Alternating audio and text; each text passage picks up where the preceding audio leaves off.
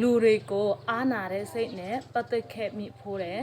မမရရပါပဲဘဝမှာဘယ်ဆက်ဆိုင်ရင်ကိုမဆိုနှွေးထွေးပြခဲ့ဖို့ပါတယ်ကိုအပေါ်နည်းနည်းကောင်းပြရင်ကိုကအများကြီးပြန်ကောင်းချင်ခဲ့တယ်တစ်ဖက်မှာအခက်ခဲဖြစ်လို့မကူညီနိုင်ခဲ့ရင်တော့ရင်ထဲမှာနည်းနည်းစိတ်မကောင်းတွေဖြစ်နေတတ်တဲ့လူမျိုးပေါ့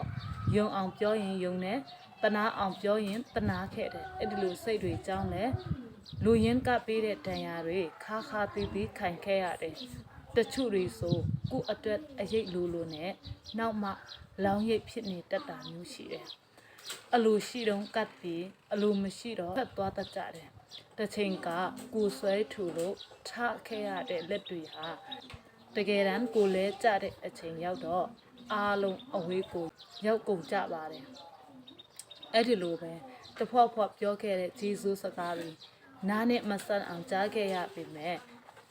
ကိုယ်ရဲ့အခက်ခဲတွေနဲ့ကြုံတွေ့ရတဲ့အခါဒါတွေဟာစကားတက်ပဲဆိုတာကောင်းကြီးနားလည်ခဲ့တယ်ကိုအစင်ပြေတော့ကအနားမှာတပြုံးနဲ့လူတွေလည်းကိုဒုက္ခရောက်ခြင်းသူ့အလိုလိုစိမ့်သွားတတ်ကြတာဘဝနဲ့ခြေပြီးရလိုက်တဲ့သင်ခန်းစာတွေပါဒါကြောင့်အရင်လိုစစ်ဆိုင်ရေးတွေတိုင်းအပေါ်နှွေးထွေးမပြတော့ဘူးဆိုတာပြောင်းလဲသွားတာမဟုတ်ပဲနဲ့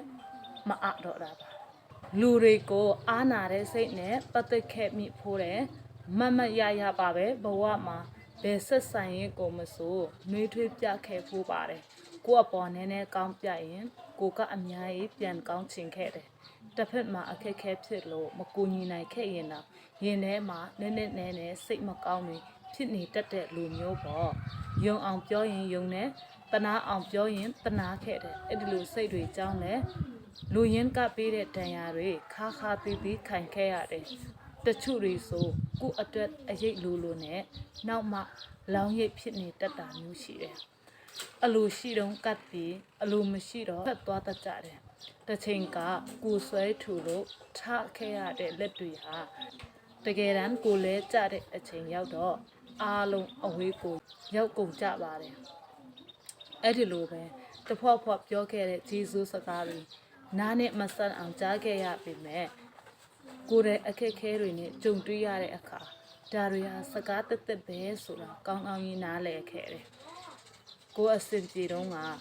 အနားမှာတပြုံးနဲ့လူတွေလည်းကိုဒုက္ခရောက်ခြင်းသူ့အလိုလိုစိမ့်သွားတတ်ကြတာဘဝနဲ့ခြေပြီးရလိုက်တဲ့သင်ခန်းစာတွေပါဒါကြောင့်အရင်လိုစစ်ဆိုင်ရေးတွေတိုင်းအပေါ်နှွေးထွေးမပြတော့ဘူးဆိုတာ